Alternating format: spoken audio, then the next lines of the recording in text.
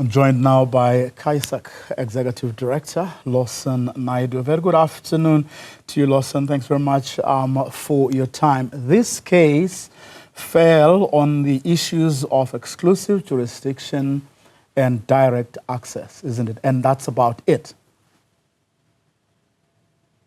Indeed, Vuyo, that is where it fell, at the first hurdle, or perhaps the second hurdle, because the first hurdle that they did get across was to actually get a hearing on this matter.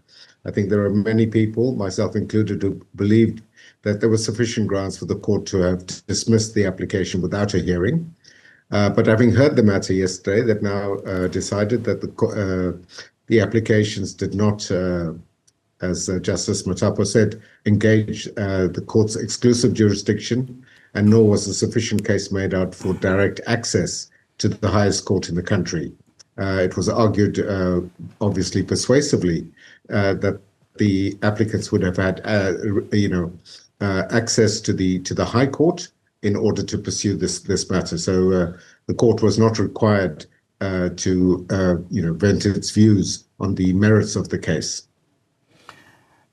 Looking at, listening to the spokesperson of the MK party's reaction to the Court decision, he evokes the case of the party's president that came before the Constitutional Court. He talks about Pala, an issue, he says, wasn't it? Could that have weighed heavily on the Constitutional Court's decision, which you say you are not alone, by the way, could have had expected that, in fact, the Court could have easily dismissed this case even before giving it a hearing. Do you think the politics, is the question I'm asking, do you think that the politics may have weighed heavily on the Constitutional Court's decision to actually say, let's listen to it first?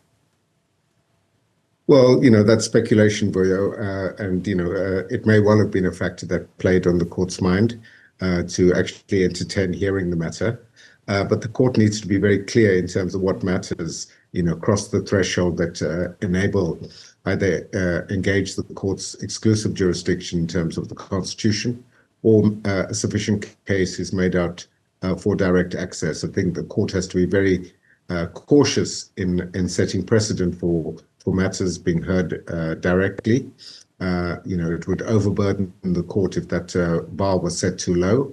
And as was argued in court yesterday, adequate remedies would have existed had the applicants chosen to go to the High Court. So I think that's really where we're at the moment, and it's hardly surprising, albeit concerning, that we get from the MK party such now political attacks against the judiciary. And I think the point was made by one of the justices yesterday, saying to the representatives of the MK party and Mr. Zuma, if you have no faith in the judiciary on the basis of Lieutenant General Mkhwanazi's allegations in terms of a judge heading this commission of inquiry, why do you have confidence in the courts to bring the matter here?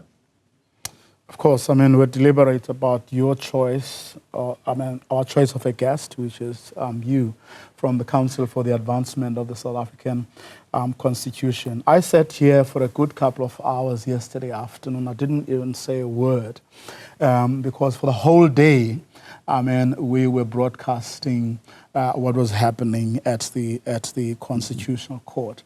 Do you believe we've come to a point, or at the very least, we as South Africans have become a lot wiser in terms of understanding what our Constitution stands for and what it can and cannot do for us, and politics included? Well, I think there is a level of understanding for you, but I would argue that there's a long way to go in getting broader understanding amongst the broader population about the various aspects of the Constitution. I think the fact that court hearings are routinely broadcast, and as you said yourselves and other broadcasters spent pretty much all of yesterday broadcasting these proceedings from the Constitutional Court to enable South Africans to see justice in action, to see how the court performs. And I think, on the basis of yesterday's hearing, people could be very comforted that the courts are, in fact, independent, they're impartial, they're objective in looking at issues. And, as I said, maybe they bent over backwards a little bit too much to entertain this particular case. I'm asking that question because I was looking at the things people were saying yesterday as they watched the same thing we all watched. It seemed to depend on what side of the debate each person was. And in the very short space of time since the outcome or the ruling was announced, it follows almost a similar pattern. Well, it does. I mean, I think, as I say, the case before the Constitutional Court was weak. I think it was a highly politicized case that was really wrapped in legalese in order to get it before the courts. And it was essentially political arguments that were being made. And I think that's what engaged the public more broadly, rather than the sort of refined legal arguments that were being made in respect of issues of the jurisdiction of the court. Mm.